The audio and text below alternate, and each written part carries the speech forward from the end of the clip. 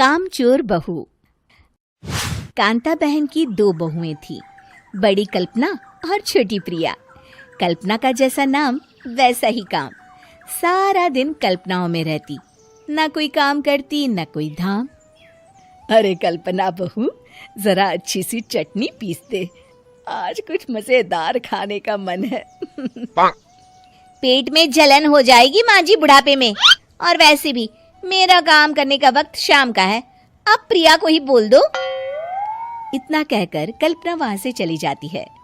कांता कल्पना के ऐसे रवैये से काफी परेशान रहती हैं। मैं बना देती हूँ माँ चटनी, ऐसा बोलकर प्रिया माँ को चटनी बनाकर प्लेट में खाने को देती है कि तभी वहां कल्पना आ जाती है। अरे वाह चटनी, जरा चक्कर तो देखूं, बड़े दिन हो गए।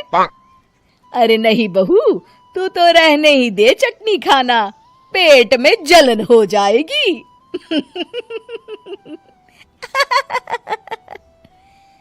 इतना कहकर कांता और प्रिया दोनों हंसने लगते हैं। कल्पना सारा दिन या तो मोबाइल में यूट्यूब देखती या फिर सोती रहती। उसका कमरा भी बिखरा और गंदा रहता। एक दिन कल्पना का पति अशोक उससे कहता है, अरे कल्पना, जानवर भी उस जगह को साफ कर लेता है जहां वो बैठता है, तुम तो इंसान हो, कैसे इतने गंदे कमरे में रह लेती हो? देखो सारा सामान यहाँ वहां बिखरा पड़ा है। ज्यादा अपनी माँ का बोल ना बोलो। हाँ, कमरा तुम्हारा भी तो है, गंदा लग रहा है तो साफ कर लो। पता नहीं तुम्हारे साथ मैं कैसे जिंदगी बिताऊंगा। इतना कहकर अशोक वहां से चला जाता है। कल्पना बस खाना खाने कमरे से बाहर आती और फिर से कमरे में चली जाती। इससे कांता बहन काफी परेशान रहती। एक दिन प्रिया कांता से कहती है, माँ, मैं सारा दिन काम करके थक जाती हूँ, आप कल्पना दीदी से कहिए ना कि सुबह और शाम का काम बांट ले, मैं तो अब सिर्फ एक वक्त का ही काम करूंगी। हाँ। अरे तू वो भी ना करना, एक बहू तो कामचोर थी ही, दूसरी भी आ गई काम ना करने के बहाने लेकर। तभी वहां प्रिया का पति रमेश आ जाता है। माँ, मैं देख रहा हूँ भाभी कोई काम नहीं करती, प्रिया सारा दिन घर और रसोई का काम करती है, अब कुछ करो ना माँ। कांता मन में कुछ सोचती है और कल्पना के पास जाती है। कल्पना फोन पर मेकअप करना देख रही होती है। कल्पना, तुम सारा दिन बस मोबाइल देखती हो, घर का कोई काम भी कर लिया करो।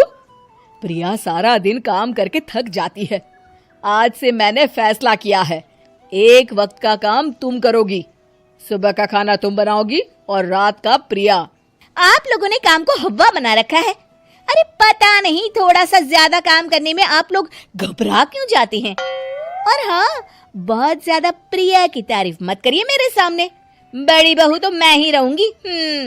मैं कुछ नहीं जानती, कल सुबह मुझे वक्त से खाना चाहिए, रसोई में आ जाना, वरना कल से तुझे खाना नहीं मिलेगा। अगली सुबह कल्पना रसोई में नहीं आती है। वो देर से सोकर उठती है और बाहर आकर कहती है, अरे भूख लगी है, आज खाने में क्या है? इतनी देर हो गई, आज किसी ने मुझे उठाया भी नहीं, पता नहीं कहाँ है सब। कल्पना को घर में कोई नहीं दिखता। वो रसोई की तरफ जाती है जहाँ बड़ा सा ताला लगा होता है। अरे रसोई में ताला? ओ, मैं तो भूल ही गई थी, माँ ने आज से सुबह का खाना मुझे बनाने को कहा था। हे भगवान, इतने लोगों का खाना बनाना क्या आसान है? तभी घर के सारे सदस्य बाहर से वापस आते हैं। वाह माँ जी, मजा आ गया छोले भटूरे खाकर। मेरे मुंह में तो अभी भी स्वाद आ रहा है। अरे कल्पना, तेरे भरोसे रहते तो हम तो भूखे ही रह जाते। कल्पना को बहुत गुस्सा आ जाता है। अब बहुत हो गया, आज से मैं अपनी रसोई अलग कर रही हूँ, मैं अपना खाना खुद बना लिया करूंगी। कल्पना अपनी रसोई अलग कर लेती है, पर आए दिन उसका देर से उठना और काम न करने की आदत से वो भूखी ही रह जाती थी। उसी के सामने घर के लोग अच्छे अच्छे पकवान खाते और कामचोर कल्पना को जैसे तैसे ही खाना बनाकर खाना पड़ता। पर एक दिन तो हद ही हो गई। माँ, दीदी आज सुबह से कमरे से बाहर नहीं निकली, हमें जाकर देखना चाहिए। सो रही होगी कामचोर कहीं की, पर तुम कहती हो तो चलो देख लेते हैं उसे। कल्पना कमरे में पेट पकड़कर बैठी होती है।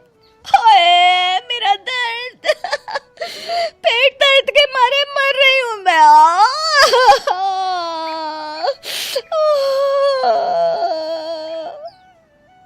अरे दीदी, क्या हुआ? पेट में दर्द क्यों हो रहा है? डॉक्टर को दिखाया आपने? माँ। कल्पना खड़ी होती है और माँ जी के पास आती है। मुझे माफ कर दीजिए, अब से मैं सारे काम में मदद करूंगी, कभी आलस और काम चोरी नहीं करूंगी। हाँ हाँ, वो तो ठीक है, लेकिन अचानक क्या हो गया जो तू काम करने को तैयार हो गई? कामचोर कल्पना। माँ, लगातार बासी और उल्टा पुल्टा खाना खाने के कारण मेरे पेट में इन्फेक्शन हो गया है। काम न करना पड़े इसलिए मैं 2 दिन का खाना एक दिन ही बना लेती थी। बासी और खराब खाना खाने के कारण लेने के देने पड़ गए। पेट में दर्द हो रहा है। चलो अच्छा हुआ, देर आए दुरुस्त आए।